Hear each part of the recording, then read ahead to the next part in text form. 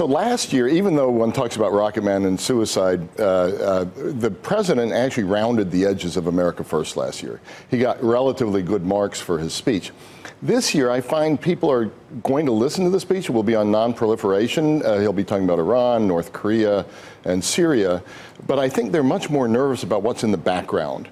The uncertainty, uneasiness. I've never felt this kind of thing at the UN before at this level. Wait, I mean, who's nervous about? World leaders. There are more than 120 world leaders here, and you see your markets up. I think the markets are kidding themselves in one sense.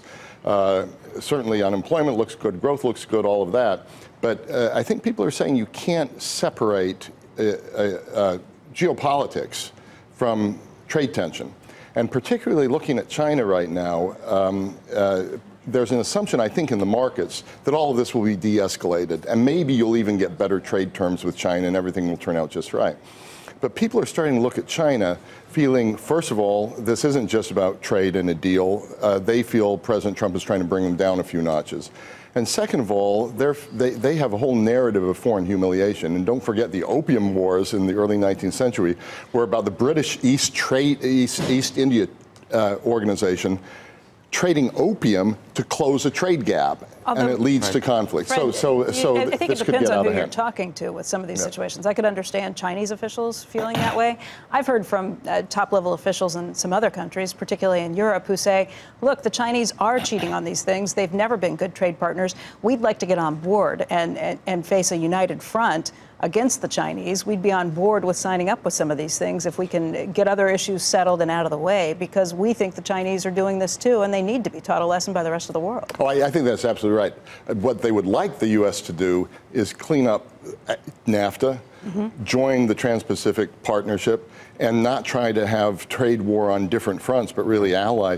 But what they worry is that the Chinese, at some point, that President Xi will have to respond in ways that aren't economic. Well, so how do you push this to get a better trade deal without getting in a situation where we just had a delegation in Taiwan, and they say that every time the U.S. ratchets up on trade, China puts a little bit more pressure on Taiwan.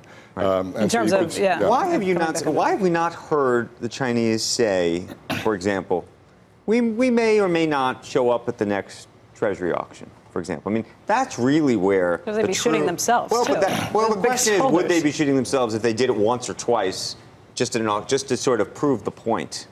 Well, I tell you what we're seeing unfold, and this is why you might not see things on a momentary basis. I'm not saying they, by the way, dump all their stuff on it. Secretary Mattis is right. We're in an era of new major power competition. So the Chinese want to displace us. The Russians want to disrupt us, and we're uncertain how we want to play it. But the Chinese are going to play this out over time. They're going to take advantage where they can, Africa, Latin America, elsewhere.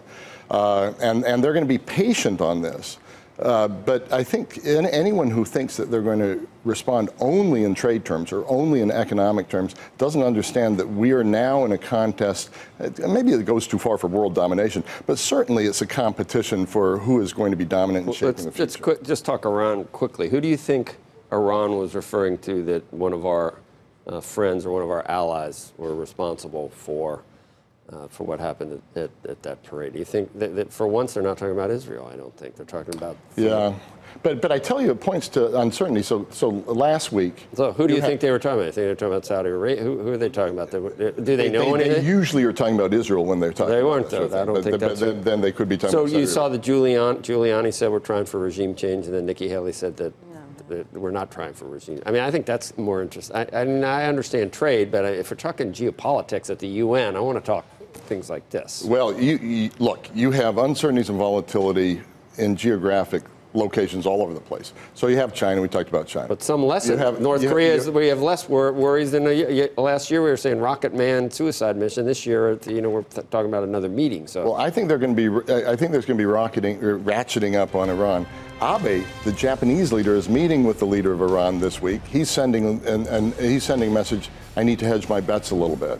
And then you have a European story. You have Brexit. You have a debt-laden Italy going in directions we're not quite sure. So I think the feeling of uneasiness. It's the economist Phil Knight talks about uncertainty being something you can't measure. Well, risk is good for markets you can measure. And I think we're getting what was called Knightian uncertainty, where it's really hard to measure where this uncertainty is going to come from. But everyone's a little bit nervous about it.